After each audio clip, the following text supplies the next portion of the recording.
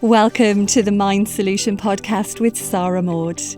The Mind Solution Podcast is for leaders like you who are passionate about well-being in the workplace because you understand that a strong, resilient and happy workforce is the key to your organisation's success.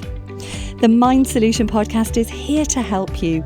So join us every week where we'll share with you powerful insights, strategies and know-how to ensure that your people and your organisation are truly thriving from the inside out.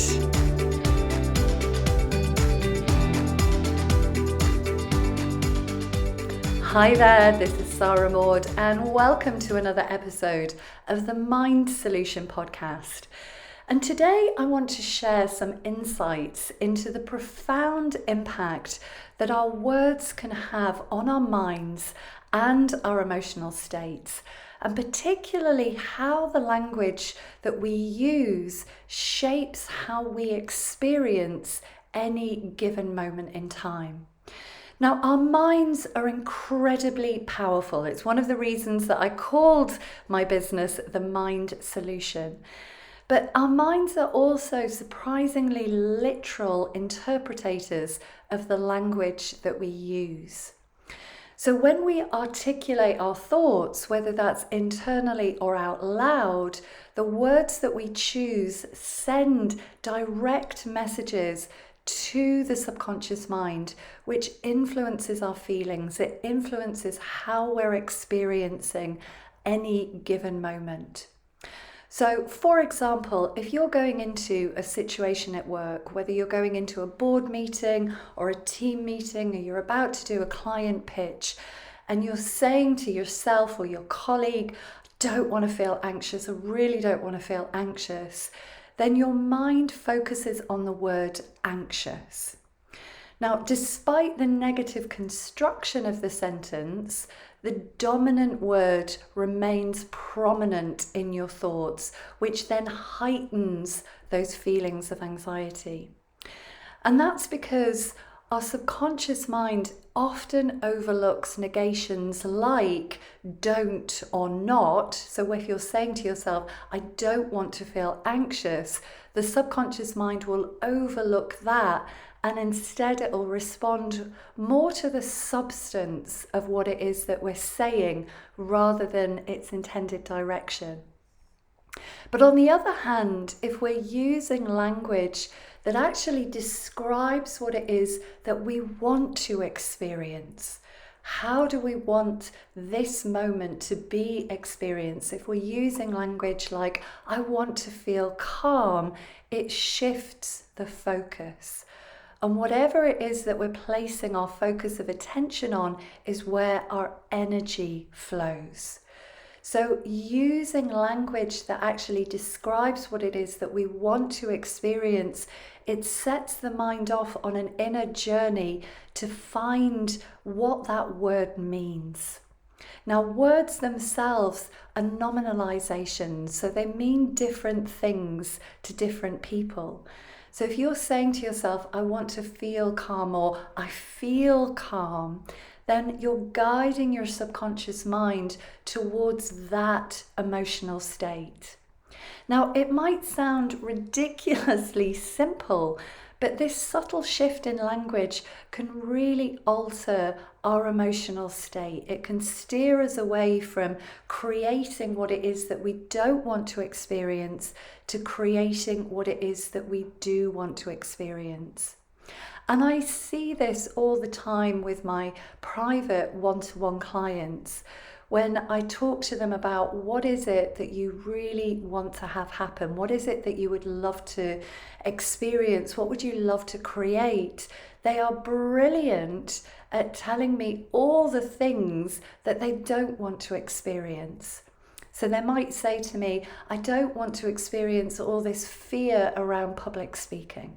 I don't want to feel this dread in the pit of my stomach when I know that I've got to deliver a presentation. I don't want to start feeling nervous the night before a business pitch. And I say to them, okay, but what is it that you do want to experience? And often there's a sort of pause because they become quite confused because they think in their mind they've described what it is that they don't want. But as I'm highlighting here, all that they've done is describe the emotional state that they don't want to experience instead of what it is that they do want to experience. So they want to experience, in the example of public speaking, they want to experience feeling calm, feeling relaxed, feeling in control, feeling grounded. They want to feel in control. They want to feel stable. They want to feel balanced. They want to feel confident. They want to feel like whatever happens, whatever questions come up, they know that they can handle them. That's what it is that they're really wanting to experience. But as human beings, we've got very good, and I'm not really sure why, if I'm honest, but we've got very good at focusing on what it is that we don't want to experience. So we're always creating what it is that we're describing in that internal world, that internal reality. And it's amazing just how simple adjustments can lead to really profound shifts in your mental landscape.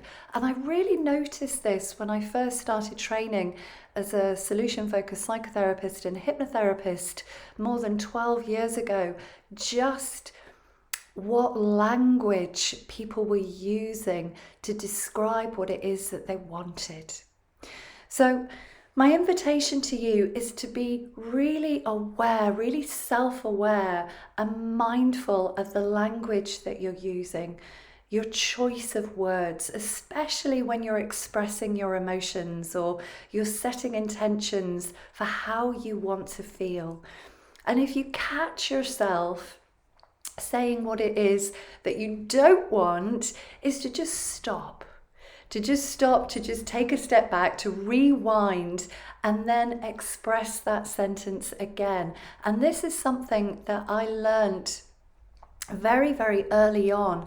And because I just practiced it, I became, I wouldn't say a master or a guru, but I became very good at recognizing just old habitual ways that I had been expressing myself and expressing what I didn't want, and instead using the words, the language to express what I did want to experience or what it is that I wanted to create.